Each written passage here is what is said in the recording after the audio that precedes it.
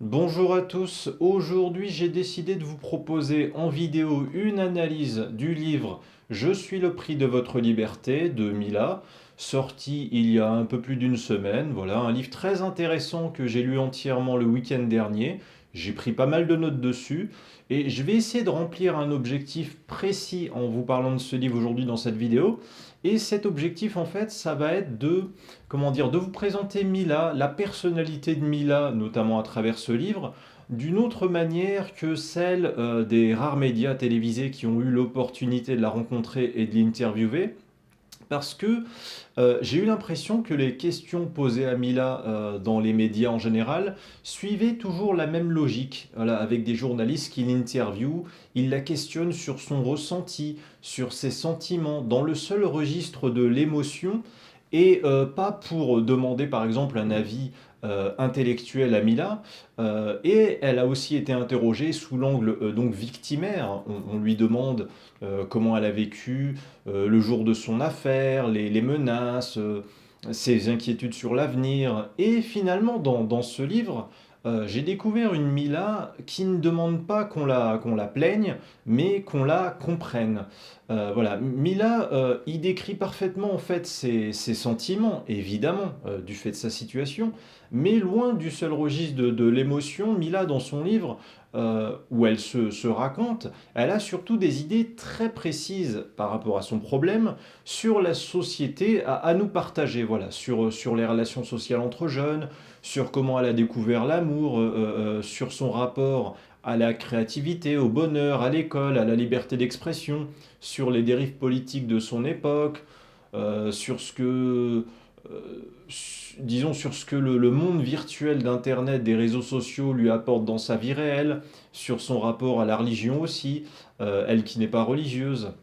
Mais c'est vrai que la plupart des journalistes, depuis que son affaire a éclaté, voulaient plutôt lui tendre un micro pour lui dire allez, fais-nous la séquence émotion dont on a besoin. La pitié, ça booste l'audimat. Alors que vraiment, quand vous lisez ce livre, vous vous rendez compte, voilà, en voyant son témoignage, que la personne qui vous parle, c'est une battante qui refuse de baisser la tête, qui veut qu'on compatisse avec elle, je pense, mais ne veut surtout pas inspirer de la pitié ou susciter de la peine chez les gens qui tiennent à elle. Et ça, du coup, je vais vous en parler durant cette vidéo. Je voudrais en tout cas commencer par dire qu'il y a une caricature injuste et saoulante, sans cesse ressassée, avec laquelle doit vivre Mila, et dont vous ne vous rendez peut-être pas compte.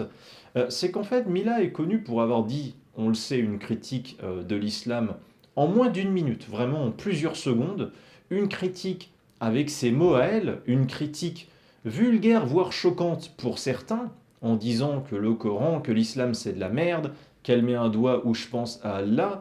Et Mila a dit tout cela en France, un pays où le blasphème n'existe pas, où on peut donc critiquer une religion, la haïr ou même la moquer. L'islam, c'est une idéologie, le Coran, c'est un livre, Allah, c'est une divinité imaginaire. Mais ce temps de quelques secondes, ce jour-là, où Mila a résumé sa critique cinglante envers l'islam et envers Allah, en fait, ça ne définit pas Mila socialement, plus tard professionnellement. Ces quelques secondes de propos de Mila qui font que dorénavant elle est connue dans toute la France, ça ne devrait pas la définir jusqu'à la fin de son existence. Mila, elle ne prétend pas elle-même, à ma connaissance, qu'avoir un avis sur l'islam va définir son futur métier. Elle ne prétend pas détenir la vérité sur l'islam. Elle a juste dit, avec ses mots à elle, ce qu'elle pense personnellement de l'islam, du Coran, de l'auteur du Coran, point.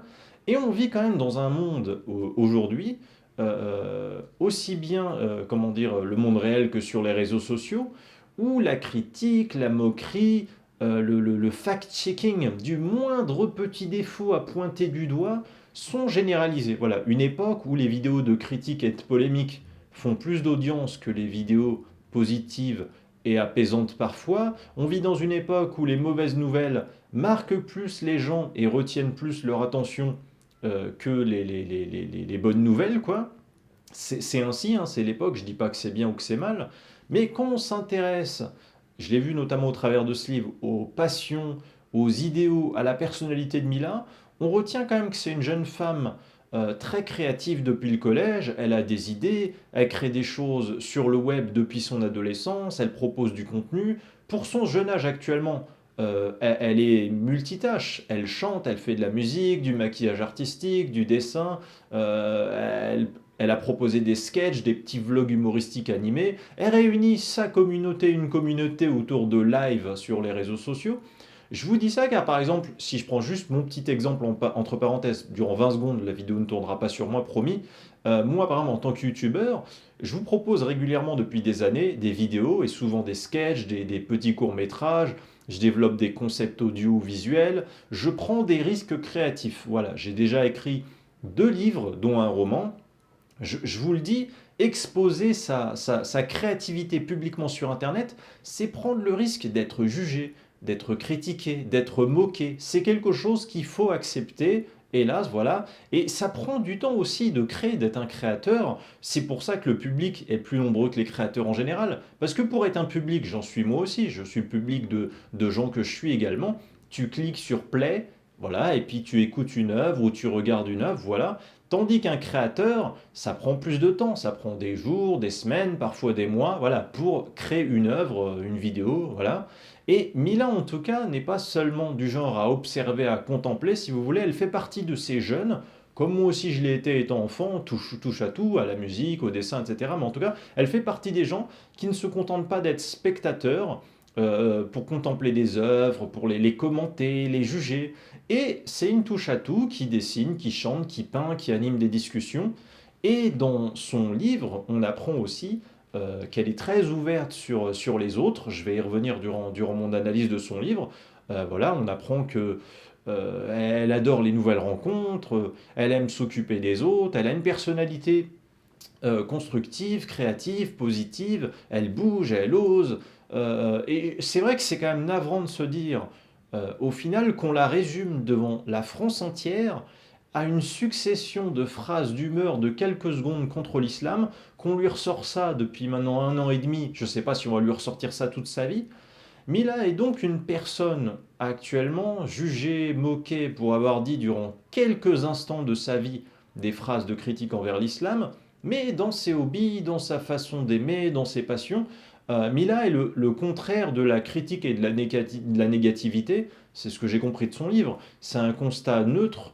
Je ne me fais pas son avocat, mais objectivement, elle est optimiste, elle adore créer, partager ses contenus, rire. Elle se fiche du qu'en dira-t-on. Peu de gens ont cette caractéristique aujourd'hui. Beaucoup de gens définissent leur personnalité en fonction des autres, ont besoin de suivre des groupes.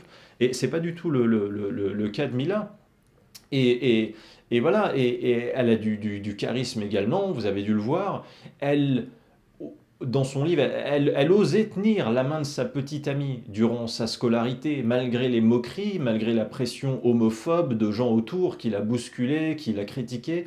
Elle ne suit pas l'avis majoritaire pour être acceptée, elle préfère être en accord avec elle-même, voilà, elle préfère rester authentique. C'est un peu ce que j'ai retenu vraiment de son livre, de sa personne en général, de ses interviews également. On peut au moins lui reconnaître cette franchise. En tout cas, c'est un premier point que je voulais souligner. Vous pouvez, vous, la soutenir et éprouver de la compassion pour elle. Mais en réalité, quand vous éprouvez de la pitié pour elle, ça revient à ne la résumer qu'à cette affaire. Or, Mila, qui a un côté artistique, qui a un côté fun, un côté forte, créative, optimiste, elle adore vivre avec passion.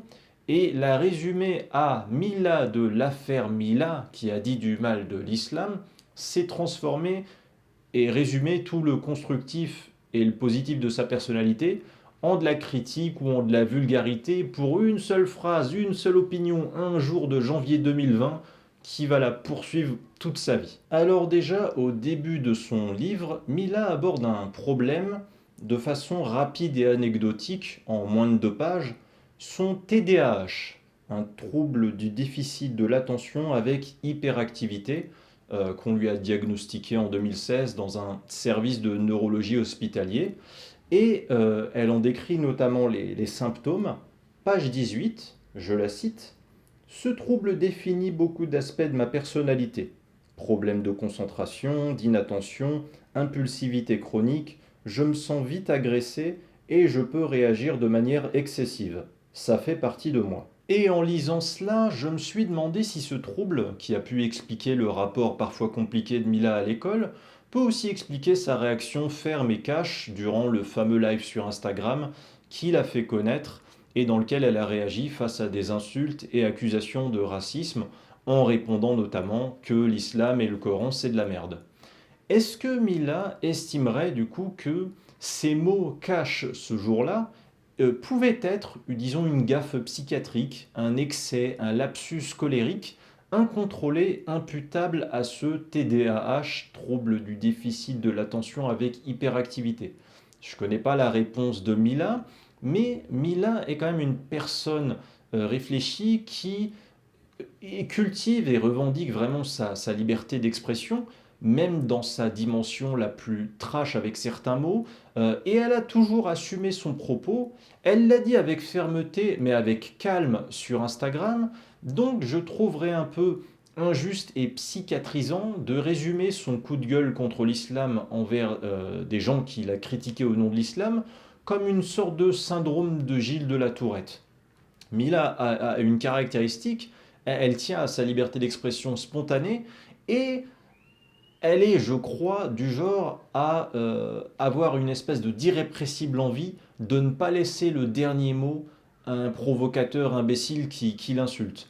Mais si ça se trouve, je me trompe, et ce TDAH qui lui a été diagnostiqué durant son adolescence, et dont Mila dit que ça fait partie d'elle, euh, ça peut très bien être responsable parfois de coups de gueule incontrôlés de sa part. Je trouverais ça en tout cas intéressant, voilà, qu'elle en parle un jour, qu'elle approfondisse le sujet et qu'elle nous dise s'il aurait pu y avoir un lien entre ce coup de gueule sur l'islam et ce TDAH. Autre sujet intéressant que j'ai appris dans le livre de Mila, comme elle l'explique à différents moments durant son adolescence, au collège notamment, Mila a vécu des moments de harcèlement contre sa personne et de bouc émissérisation, on va appeler ça comme ça, où grosso modo elle était un peu seule contre tous, avec tout le monde parfois ligué contre elle pour se moquer d'elle et l'humilier. Et je vais d'ailleurs vous citer trois anecdotes à ce sujet dont Mila parle dans son livre. Et la première anecdote commence au collège dès la sixième. Alors que les gamins la regardaient mal, se moquaient d'elle, de son look, de sa singularité, un jour, deux filles lui demandent ce qu'elle veut faire plus tard. Et Mila leur répond, page 24, qu'elle veut être actrice et chanteuse connue. Les deux filles sont alors allées le raconter sur les réseaux sociaux et les propos de Mila ont été déformés. Et de «je veux être actrice et chanteuse plus tard», des élèves se sont mis à répandre la rumeur dans son collège comme quoi Mila se prétendait déjà être une grande chanteuse et actrice à peine 12 ans. Et vous imaginez, voilà, des élèves, comme elle le décrit, qui s'attroupent pour la moquer, l'entourer, l'insulter, lui cracher dessus. Elle a vécu ce genre d'humiliation à l'école. Et durant ses années au collège toujours, Mila a aussi publié des vidéos sur YouTube de scénettes humoristiques pour faire comme les youtubeurs, des vidéos qui ont quand même fait quelques milliers de vues, hein, pour une simple inconnue collégienne, c'est beaucoup. Et parmi les commentaires, il y avait des rageux qui lui disaient que ce qu'elle faisait en vidéo c'est de la merde, qu'elle devrait se suicider, et ça l'interpellait déjà car elle publiait juste des vidéos sur YouTube en s'inspirant des youtubeurs connus, et c'était des vidéos humoristiques. Et Mila a donc dû expérimenter le fait que ce hobby de créer des vidéos, de faire de l'humour, a quand même généré des commentaires de haters l'invitant à se suicider, se foutant de sa gueule, alors qu'elle voulait juste partager du rire, de la joie, et ça l'a marqué. Et enfin, pages 27 et 28, Mila explique qu'au lycée, elle était dénigrée pour son style vestimentaire ou sa sexualité, sa relation amoureuse avec une femme par des racailles qui l'insultaient et l'agressaient dans la rue et à la sortie du lycée. Donc finalement, comme beaucoup d'adolescents, Mila a connu quelque chose de très particulier, c'est de se faire détester et moquer et injurier durant sa scolarité, juste pour ce qu'elle était ou faisait librement de son corps. On la détestait pas, si vous voulez, car elle avait commis un crime, car elle avait commis un vol, mais elle a été confrontée à des jeunes dont le plaisir et de moquer une personne pour son look, de moquer une personne parce qu'elle a des rêves ambitieux, parce qu'elle a de la créativité et la diffuse sur Internet, moquer une personne pour sa sexualité. Et à la lecture de ces quelques mésaventures régulières, ça aurait été intéressant effectivement que les journalistes qui ont interviewé Mila sondent le point de vue de Mila afin qu'elle nous dise pourquoi, selon elle, une partie de la jeunesse en France aujourd'hui aime tant moquer les gens différents de la norme et pourquoi ces jeunes éprouvent-ils ce plaisir sadique à s'acharner à plusieurs contraints sur une personne sans défense et surtout gratuitement. Je peux essayer de donner ma propre explication sur les raisons culturelles du harcèlement et des moqueries subies par Mila, mais ça n'est que mon avis. Mila le sait sans doute mieux que quiconque. Bon, déjà, Mila, elle vit quand même dans une époque aujourd'hui où les jeunes ont presque tous une vie réelle très influencée et interconnectée avec Internet, avec les réseaux sociaux, qui fait partie de leur quotidien, plus qu'à mon époque, à moi en tout cas, qui est 16 ans de plus que Mila. Et je remarque, entre la télévision, la télé-réalité, YouTube, les réseaux sociaux, je remarque par exemple que les comiques les plus populaires de notre époque, auprès des jeunes, dans l'humour de stand-up par exemple, eh ben, ils ont pour beaucoup le goût de la moquerie envers le plus faible. Même certains comiques que j'aime beaucoup, hélas, dans certains sketchs, ils se moquent du physique des gens, des complexes des gens faibles, et rarement d'ailleurs des puissants, et ridiculiser finalement, ridiculiser quelqu'un, c'est une sorte de plaisir psychologique parfois pour pour souder la foule contre un bouc émissaire. Peut-être à toutes les époques, peut-être il y a 50 ans, peut-être il y a 100 ans en France, ok, mais j'ai l'impression, moi à titre personnel, je vous dirais, presque aujourd'hui, plus que jamais, j'ai parfois cette impression. Et ajouter à cela, comme autre exemple, la télé-réalité par exemple, où des candidats futiles et superficiels souvent se disputent, se hurlent dessus, se retiennent d'en venir aux mains, adorent se moquer les uns des autres. Et puis pareil, regardez les réseaux sociaux par exemple, il y a les types de personnes connues sur les réseaux sociaux, c'est quoi? Les gens qui sont connus pour un talent artistique, j'inclus le sport dedans, dans talent artistique, hein, c'est pas forcément la chanson, ou un travail approfondi intellectuel par exemple, pourquoi pas, voilà, ou un grand entrepreneur si vous voulez. Et puis il y a quand même un genre de moyens de buzzer et de se faire connaître sur les réseaux sociaux si vous êtes ni un grand entrepreneur puissant et riche, si vous êtes ni un grand sportif, un grand chanteur, si vous êtes ni un intellectuel connu dans un domaine, et ben c'est la punchline moqueuse, voilà. C'est l'effet de meute sur une personne ridiculisée et moquée car elle a dit un truc honteux ou qui sort de la norme. Et je crois que tous ces petits canaux de mauvais exemples donnent peut-être l'impression à trop de jeunes d'aujourd'hui que c'est cool de se moquer, c'est cool d'humilier, c'est cool de s'acharner à plusieurs contraints.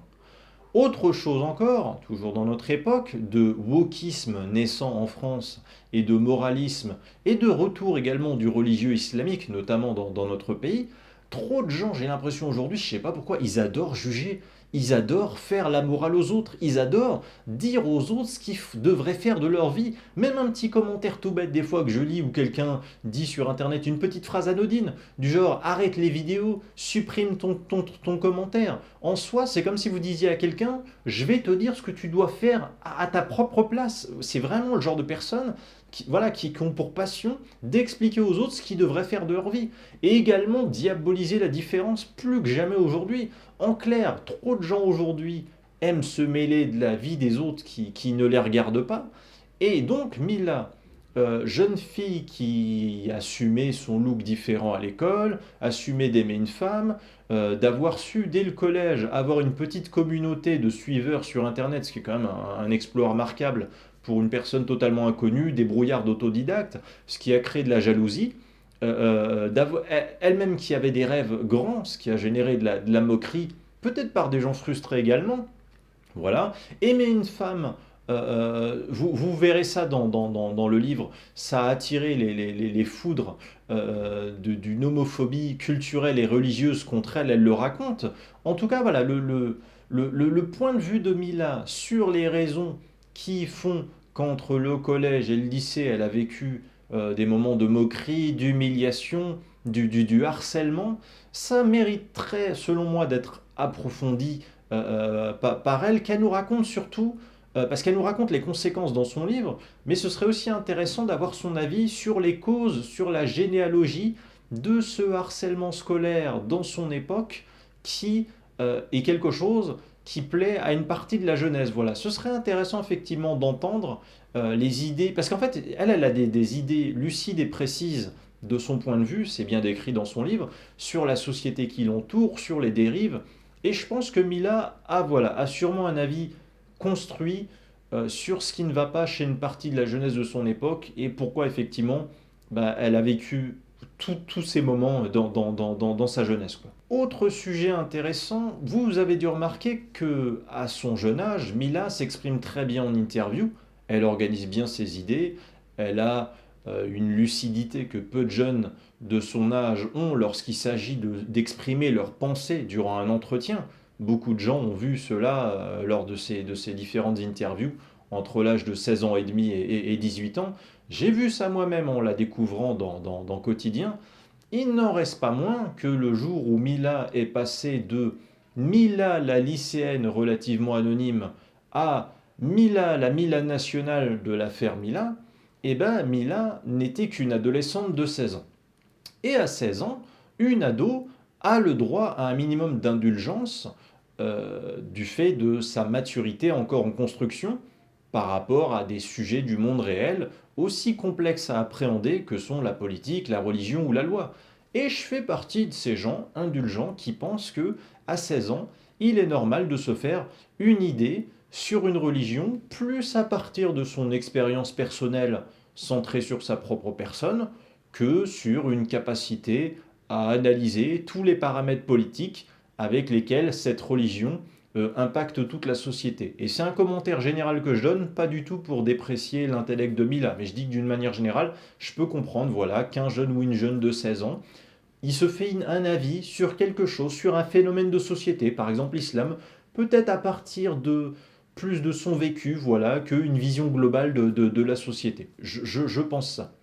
Et justement, en France, ça tombe bien, la politique, c'est réservé aux citoyens âgés de 18 ans ou plus. Le droit de vote n'est accessible qu'à partir de 18 ans en France, car on estime, on suppose, qu'entre 16 ans et 18 ans, l'adolescent a encore besoin d'un peu de temps, voilà, pour finaliser de construire l'autonomie de ses convictions personnelles.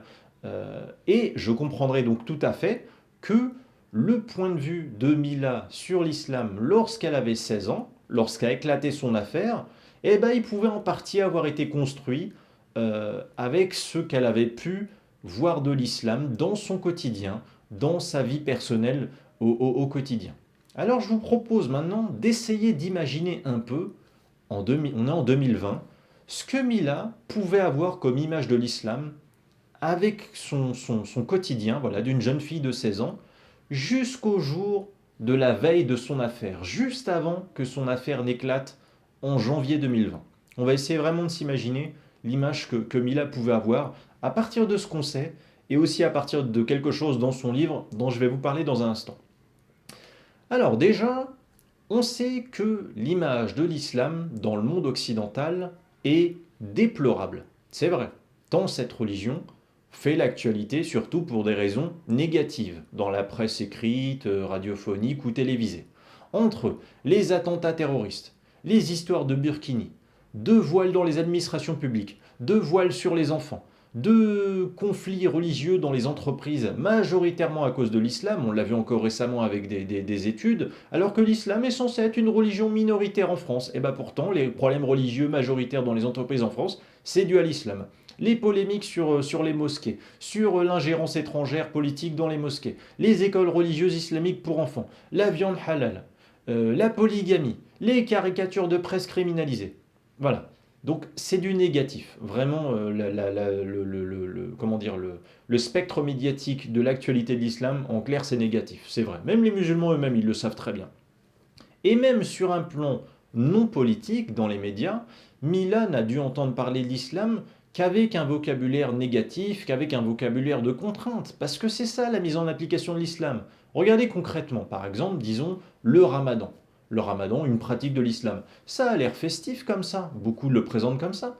Mais c'est quoi finalement le ramadan? Le ramadan, ça consiste à se priver de manger et de boire en journée durant un mois par an environ. Donc Ramadan égale se priver, égale privation.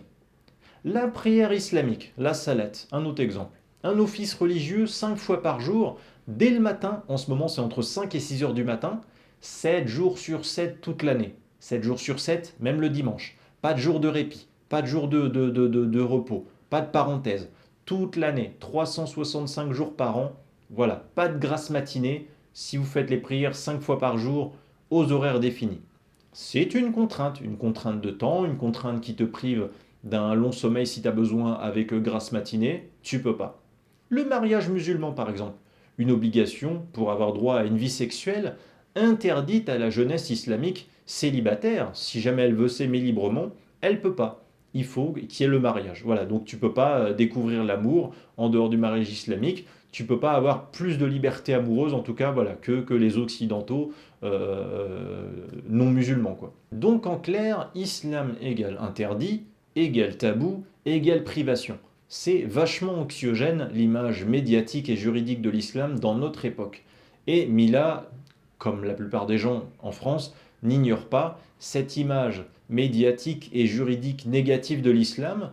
Et dans son livre d'ailleurs, Mila a dispersé un best-of des propos avec lesquels des jeunes de son lycée ou à la sortie de l'école ou dans la rue l'ont insulté. Et là, je suis désolé pour les musulmans qui regardent cette vidéo, mais quand des justifications idéologiques sont invoquées pour envoyer des insultes homophobes ou misogynes envers Mila, bah la religion ultra dominante qui ressort de ces injures, de ces anathèmes, c'est l'islam.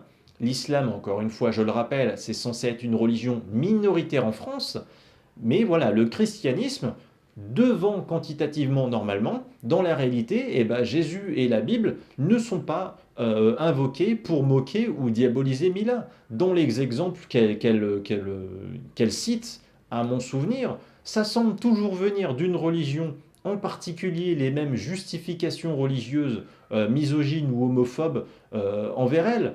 Elle le dit elle-même, page 27. Dès le début de mon adolescence, donc c'était bien avant le début de l'affaire Mila, j'ai été, pour le simple fait d'être qui je suis, régulièrement insulté et moqué au nom de l'islam, que ce soit dans la rue ou sur internet. Et alors les citations régulières ne laissent vraiment pas de place au doute. Sale lesbienne, t'es pas halal. Miskina, elle est pas halal quand je m'habillais court. Au lycée avec ma copine, on se faisait bousculer et moquer. Wallah les lesbiennes, Wallah nique ta mère. L'un d'entre eux m'a demandé de ne plus me montrer au lycée avec ma copine car c'était haram. Qu'Allah te guide, sale pute. Et dans ce livre, Mila se décrit comme une jeune femme ouverte pourtant, libre, joyeuse.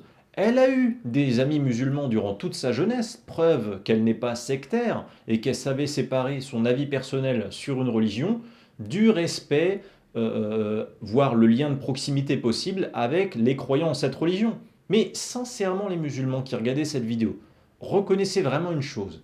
Jusqu'à la veille de l'affaire Mila, vous vous attendiez vraiment à avec ce qu'elle a vécu et ce qu'elle a vu, Mila ait une bonne image de l'islam, alors même qu'elle a remarqué durant toute sa jeunesse que la plupart des injures et moqueries et excommunications à motifs religieux envers sa personne venaient de jeunes musulmans, aussi minoritaires soient-ils. Cette adolescente s'est faite une idée de l'islam basée, comme je vous l'ai dit, parce qu'elle avait 16 ans, voilà, sur son quotidien, sur le réel. Elle sait donc, si on résume, que l'islam, sur un plan théologique, est une religion de contrainte, contrainte alimentaire, contrainte sexuelle, contrainte comportementale, morale, tabou artistique, par exemple les caricatures, surtout pour elle qui est une artiste. Elle pouvait voir aussi que dans la presse, l'islam c'est la religion des problèmes, avec le voile, le terrorisme, la liberté d'expression, la misogynie, la souffrance animale. Et enfin, dans son quotidien, elle n'a eu de cesse de rencontrer des musulmans durant sa scolarité qui lui reprochaient ses vêtements trop courts à leur goût, qui lui reprochaient d'aimer une femme, qui lui reprochaient ce qu'elle était, ce qu'elle aimait. Devant son lycée, page 29, on lui jetait des cailloux. Vous vous rendez compte? Telle une Afghane, c'est une image digne d'une lapidation en Afghanistan. Vous imaginez la tristesse et la colère que ça a dû nourrir en elle. Les jeunes, invoquant leur religion, qui l'agressaient et l'insultaient, n'étaient pas juifs ou catholiques ou bouddhistes, mais musulmans. Et en plus de tout ça, quand elle rentrait chez elle le soir, à la télévision ou sur Internet, Mila entendait que l'islam était une source de problèmes, finalement, dans l'actualité partout en France. Donc les musulmans, quoi que vous pensiez du propos qui a fait connaître négativement Mila sur les réseaux sociaux, Mila ne pouvait qu'avoir un a priori négatif sur votre religion. Tant les gens qui lui en ont fait baver entre le collège et le lycée, eux ont contribué à donner une mauvaise image de l'islam.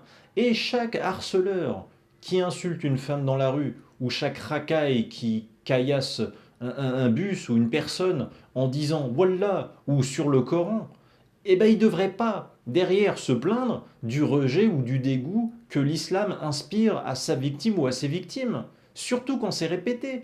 Quand c'est une fois, c'est un hasard, mais quand c'est durant des années, durant sa scolarité, et toujours par les mêmes, à un moment donné, avec les années qui passent, toute tolérante et optimiste qu'Emila, elle s'est quand même habituée à des persécutions et des moqueries sur un fond culturel religieux qu'elle aurait jamais dû subir dans la France, un pays laïque qui n'a pas toujours connu la présence de l'islam sur son territoire. Vous vous attendiez vraiment à ce que, dans un tel contexte et avec tout ce qu'elle a vécu, Mila puisse allumer sa caméra il y a 1 an et demi, durant son live Instagram, pour vous dire que l'islam, elle trouve que c'est sympa, elle trouve que c'est pacifique.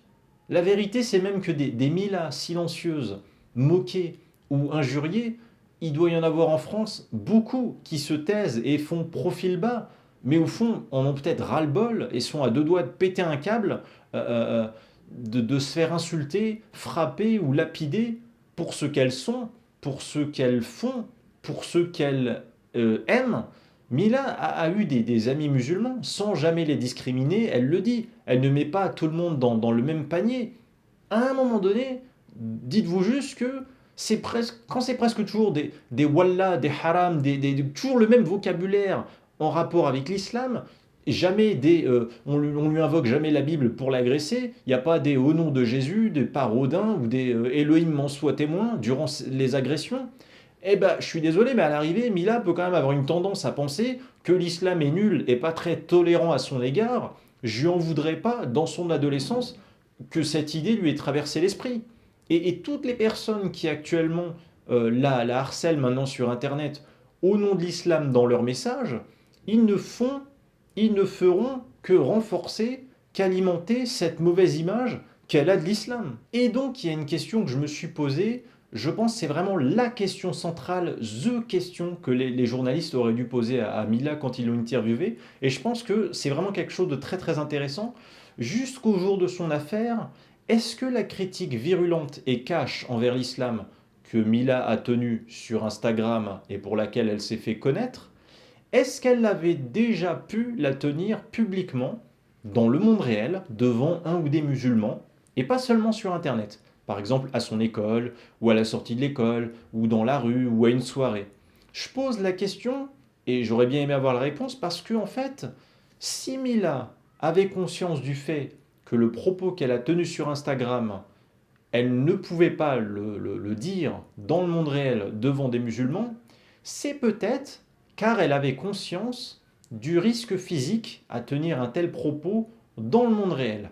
Mais du coup, Mila, finalement, dans son époque indissociée qui relie ta personnalité d'Internet et ta personnalité du monde réel, Mila s'est rendu compte, je pense, d'une forme d'ironie, hélas, contre elle, et je vais vous l'expliquer très simplement. Et je la comprends cette ironie parce que moi, ça fait des années que je critique l'islam sur Internet et que je suis menacé pour ça. Si Mila, par exemple, dit, avant l'affaire Mila, si elle avait dit à un musulman, disons à la sortie de son école, elle avait osé lui dire entre quatre yeux que l'islam c'est de la merde.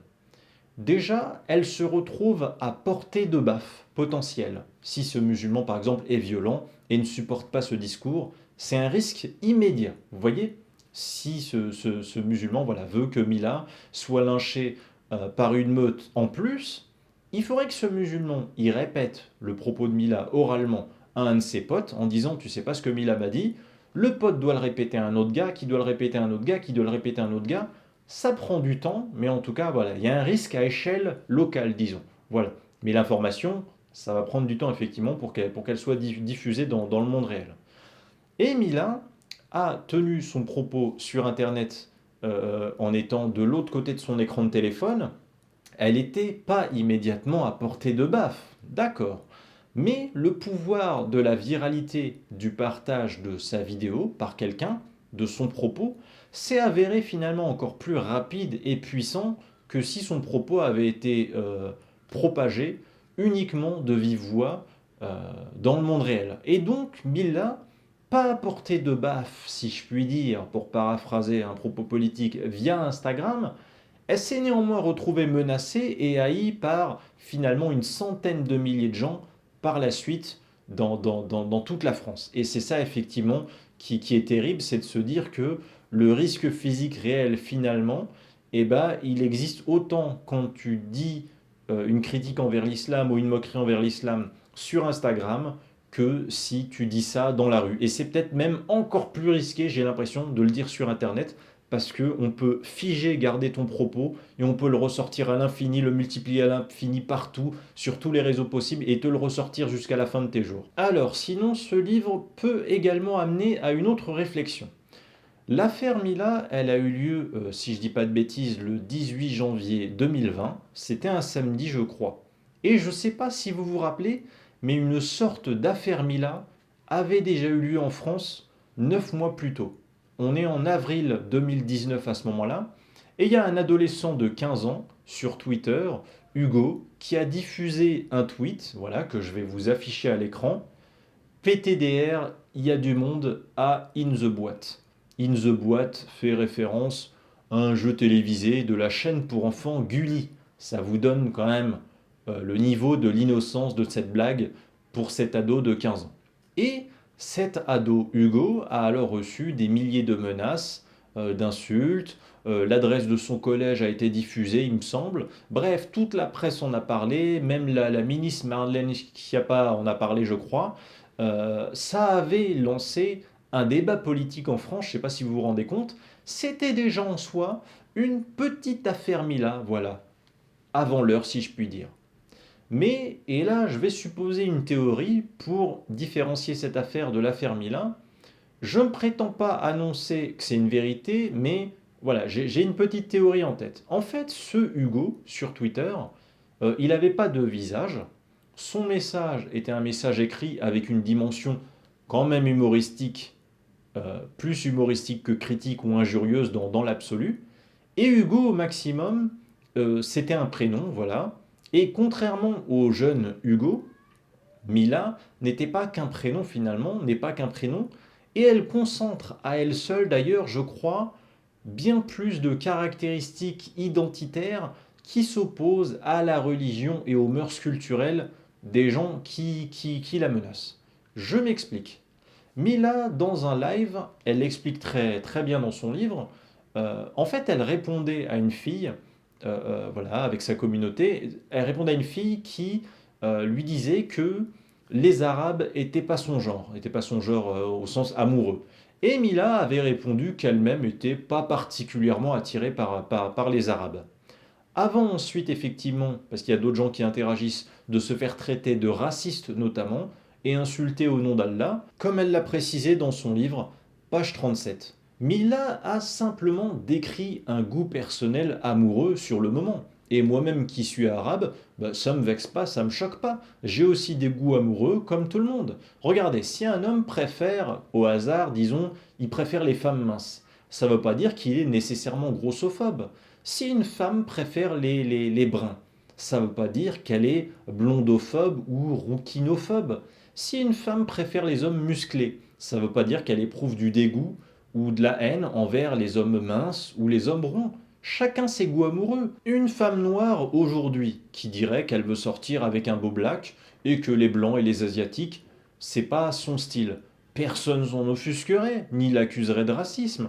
Bah, si une femme blanche dit que son style, c'est les beaux mecs blancs et pas les arabes, Elle est libre de penser cela. C'est ses goûts. Le contraire du goût, c'est la contrainte. Donc c'est ses goûts. Libre à elle, une relation amoureuse, c'est entre les deux personnes qui s'aiment. Ça ne regarde pas le reste de la société. Bref, je rappelais cette anecdote car Mila s'est fait connaître pour ses propos critiques de l'islam, mais en réalité, il lui avait été reproché d'être raciste du fait de ce propos par rapport à ses goûts amoureux par une personne qui l'a insulté le jour de son live, où elle a dit tout le mal qu'elle pense de l'islam, vous vous en rappelez. Et finalement, quand on y réfléchit bien, le profil de Mila, dès le jour de son affaire, y cumulait donc, dans la vision de ses harceleurs, l'accusation d'islamophobie, avec ses propos sur le Coran, l'islam ou Allah. L'accusation de racisme anti-arabe, supposé évidemment, est faux, voilà, elle n'est pas raciste. Et comme elle est blanche, ça a pu s'accentuer aux yeux de ses accusateurs peut-être. Ajouter à cela de l'homophobie envers elle, du fait qu'elle puisse aimer une femme, et les personnes religieuses l'ayant menacée sont pour la plupart homophobes dans leurs injures envers elle. Et enfin, Mila est une femme, et pour bien des religieux homophobes, qu'une femme ose leur répondre, ça ne passe pas. Et une femme française de surcroît, on va rajouter française également, elle s'est fait traiter de sale française, et dans notre époque, la France étant culpabilisée de tous les maux, colonialisme, sentiment de supériorité occidentale, privilège blanc plus ou moins directement. Donc, en résumé, Mila cumulé pour critère accusatoire le fait d'être blanche, accusée de racisme, accusée d'islamophobie, française, lesbienne, femme. Du coup, je me suis demandé si Mila avait pu avoir conscience de cumuler une espèce de combo infernal de critères identitaires supposés qui en faisait le symbole idéal de la détestation collective de harceleurs qui détestaient tout ce qu'elle était, tout ce qu'elle représentait.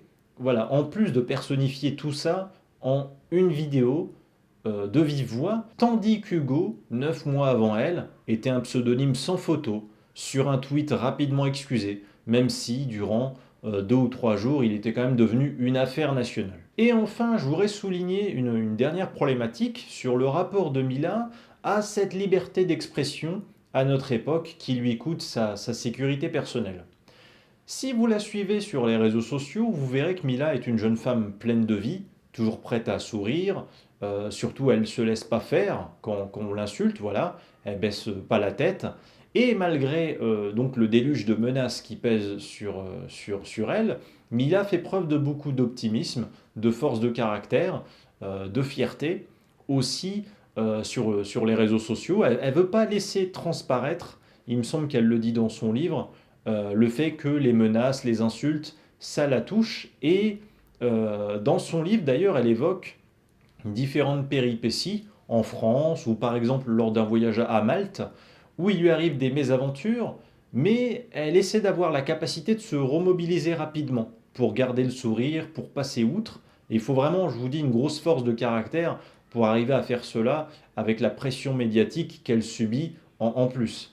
Et Mila explique par exemple dans son livre, page 131 et 132, que des amis à elle ont peur de l'inviter à leur anniversaire, de peur que ça se sache sur les réseaux sociaux, qu'il soit catégorisé comme l'ami de Mila. Ils ont peur aussi de juste prendre une photo avec elle, ou que pour un rendez-vous amoureux par exemple, où normalement c'est privé et intime, Mila doit quand même demander les informations personnelles, voire la carte d'identité de la personne qu'elle va rencontrer pour les donner à son service de sécurité, ce qui peut quand même rebuter une potentielle personne qui pourrait vouloir la rencontrer, mais serait un peu agacée par tout ce procéduriarisme. Et elle dit également, Mila, que certains de ses abonnés ont été harcelés car ils la suivaient. Elle explique aussi dans son livre ce que ça signifie d'avoir des policiers qui la suivent partout, pour un rendez-vous amoureux, pour une fête, pour un rendez-vous médical. Elle peut jamais les oublier, même pour des actes anodins. Exemple, Page 122, une petite anecdote dans une phrase de Mila. Alors que je traînais dans les boutiques de maquillage, je regardais ce pauvre policier qui s'embêtait, faisait semblant de s'intéresser aux produits de beauté de la boutique pour se fondre dans la masse. Ça n'a l'air de rien, mais Mila s'est habitué à l'idée d'être surveillé en permanence. Bref, depuis son affaire Mila, entre sa protection policière permanente et le comportement changé de beaucoup de ses amis qui n'assument plus de la connaître, ça lui a fait prendre conscience que l'idée de meurtre, d'avoir peur de mourir pour un propos, pour simplement un propos de quelques secondes, c'est peut-être rentrer dans les mœurs de son époque à elle, particulièrement les propos sur la religion, et il n'y a que envers l'islam, je crois, effectivement, que ça va jusque-là. Un risque de mort sociale, au moins, mais surtout de mort physique. Mila est donc protégée, surveillée contre une éventuelle vengeance physique. On lui promet quand même, il y a des propos terribles, hein. Le jet d'acide au visage, la décapitation, le viol, des problèmes pour ses proches, en punition de sa liberté de parole. Et ce qui révolte surtout Mila, elle explique bien dans son livre, c'est que une trop grande partie de la population française s'est résignée et a l'impression que c'est devenu normal finalement, voilà, de ce risque en France, entre certaines associations féministes en plus, dont elle attendait le soutien, mais qui l'ignorent, des gens qui lui donnent de faux conseils bienveillants, j'ai vu ça moi également dans les médias, par des politiciens ou par des commentateurs de la vie publique sur des plateaux télé, ou des faux soi-disant amis bienveillants disent à Mila qu'elle doit se faire oublier, qu'elle doit fuir les réseaux sociaux, qu'elle doit voilà, aller quelque part et se faire discrète. Donc en fait, si vous voulez, ce serait à elle la victime de se cacher, de se taire. Voilà, il lui est demandé de se taire pour son bien, alors qu'en réalité, ça devrait être aux menaceurs de se taire, ça devrait être les menaceurs qu'on devrait faire taire. Et entre Ségolène Royal, qui ne la trouve pas respectueuse, ou Belloubet, je crois, qui dit qu'elle atteint la liberté de conscience, pardon, mais pourquoi respecter une religion qui ne nous respecte pas? Dans le Coran, Allah dit qu'il envoie les mécréants qui ne croient pas en lui dans l'enfer pour l'éternité. Pourquoi Mila, qui ne croit pas en Allah, elle respecterait une religion islamique qui ne la respecte pas en retour?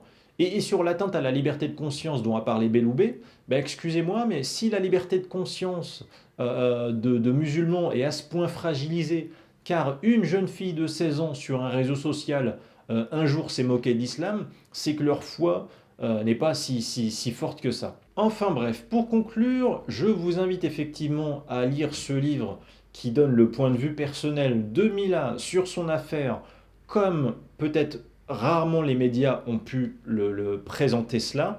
Je vous le dis, c'était sûrement avec un angle trop victimaire à mon goût. Et en réalité, il y a beaucoup de réflexions de Mila sur son époque qui méritent d'être connues, qui sont dépassionnées, qui sont très loin du seul registre de l'émotion. Mila, finalement, elle le dit dans ce livre. Elle le dit au début, elle dit, j'ai l'impression d'être en train d'écrire ma biographie, en quelque sorte, alors que on devrait penser à écrire sa biographie plutôt vers la fin de sa vie. Voilà, ça devrait être un truc auquel on pense qu'on a suffisamment bien vécu et accompli de grandes choses. Et Mila a également conscience du fait, elle l'explique dans ce livre toujours, que sa notoriété, l'attention qui lui est tombée dessus, c'est une notoriété pour la pire des raisons.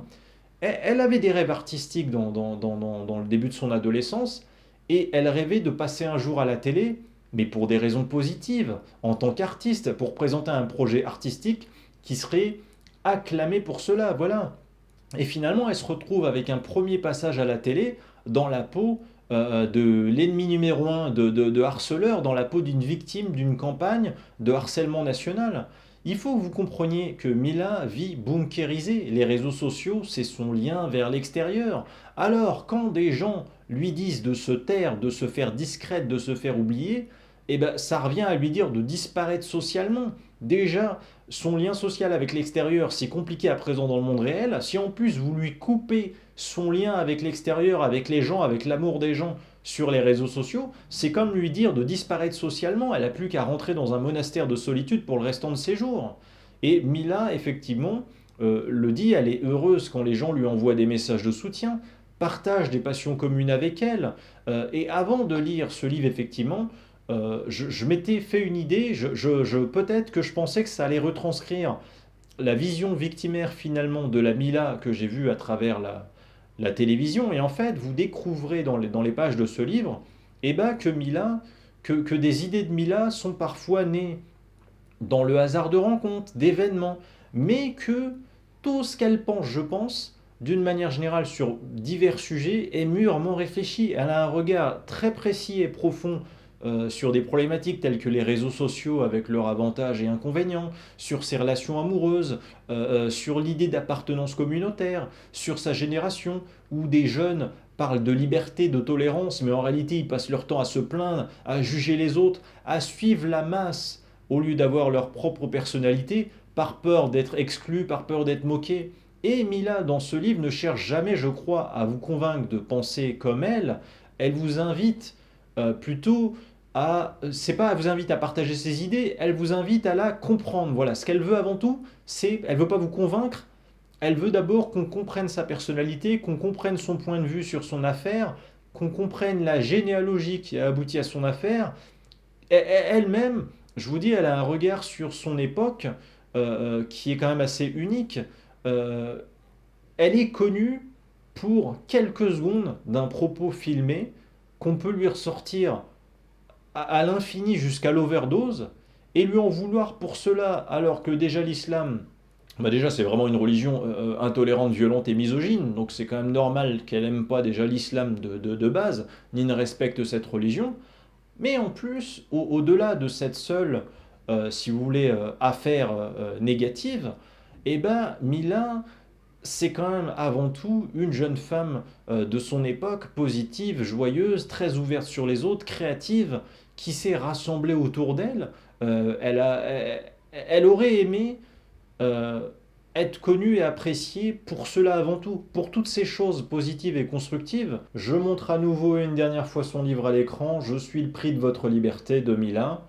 Je vais vous mettre en description de la vidéo le lien pour acheter son livre, ainsi que les liens de ses réseaux sociaux. Voilà, si vous voulez la suivre par exemple.